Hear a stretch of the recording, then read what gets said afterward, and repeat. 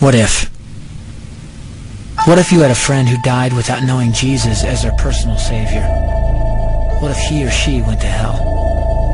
What if one day you received a letter in the mail from beyond? A letter from hell.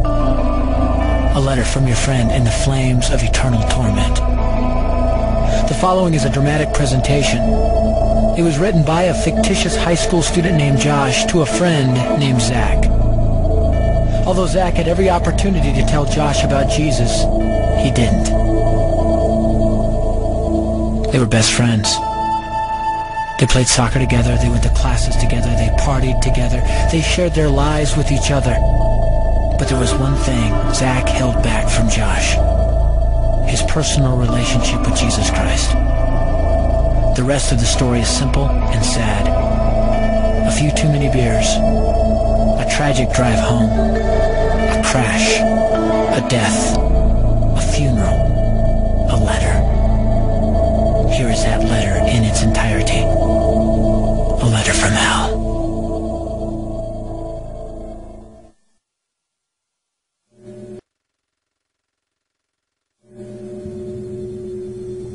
Dear Zach, I died today. It's a lot different than I expected. You see, I always thought dying would bring me into a world that's foggy and hazy. But this place is crystal clear. It's even more real than my life on Earth. I can think. I can talk. I can even feel. Right after the wreck, I could feel my spirit leaving my body. It was the weirdest thing, Zach.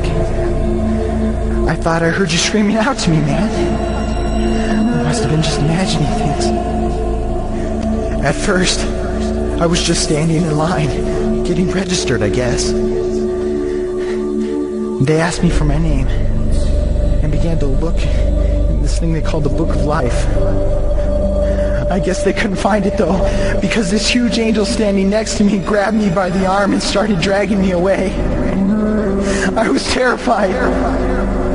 I had no idea what was going on. I asked the angel where he was taking me, but he didn't answer. So I asked him again. Finally, he told me that only those whose names were written in the Book of Life could enter into heaven. And the rest would be condemned to hell forever. Man, I was scared. The angel threw me into some kind of holding cell where I've been sitting and thinking for a long, long time. Do you want to know what I've been thinking about? I've been thinking about you. Zach, you're a Christian. You told me so yourself. I mean, we talked about it 3 different times today. Kelly brought it up, and you laughed it off. Coach Adams brought it up, and you changed the subject. I mean, it came up right before the wreck. Well, the question I can't get out of my mind is this, Zach. Why haven't you ever told me about how to become a Christian?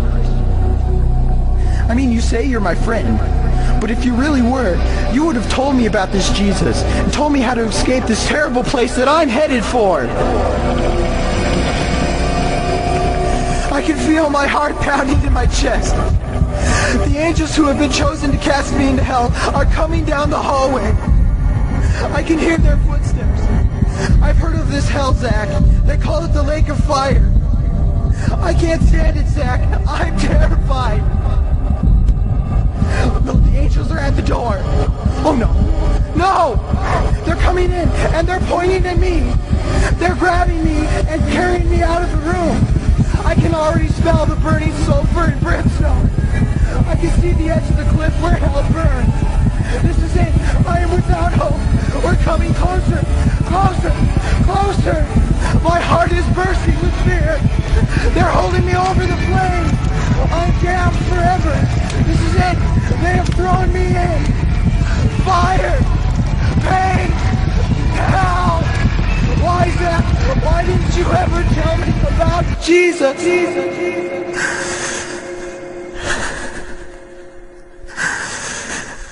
Signed, your friend, Josh. Your friend, Josh. P.S.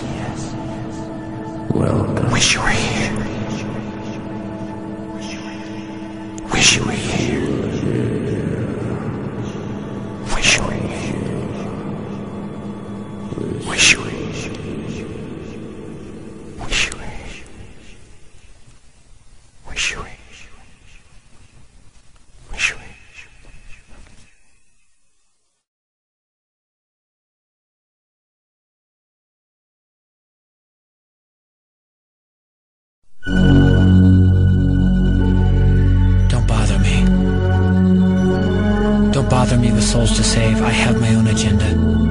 There's school to do, sports to play, important stuff to attend to. Don't bother me with my friend at work. He's got his own religion. I don't have time to change his mind. He'll make his own decision. Don't bother me with that little girl, the girl playing in the street. She's much too young to understand that the Savior she can meet. Don't bother me with the sounds I hear, the sounds of people shrieking, although I wonder who they are. Who are these victims screaming? Don't bother me with who they are. I really don't want the blame. 'Cause it's my friend at work and that little girl who from hell scream out my name. But don't bother me.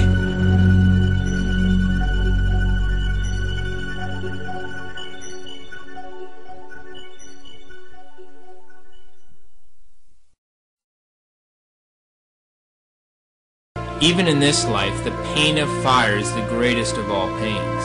But the difference between our fire and that of hell is such that, according to St. Vincent Ferrer, our fire is cold. Our fire is created for our use, but the fire of hell is created by God expressly to torment. So that unhappy wretch will be surrounded by fire like wood in a furnace. He will find an abyss of fire below, an abyss above, an abyss on every side. If he touches, sees, breathes, he breathes only fire. He will be in fire like a fish in water.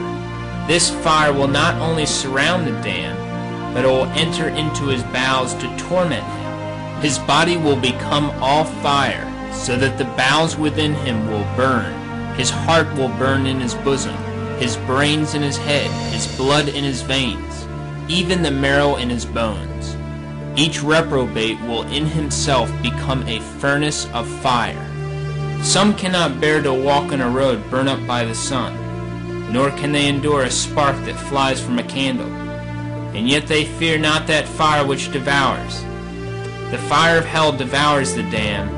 It devours without ever destroying them. In hell there is no hope, neither true nor false. The unhappy wretch will always have written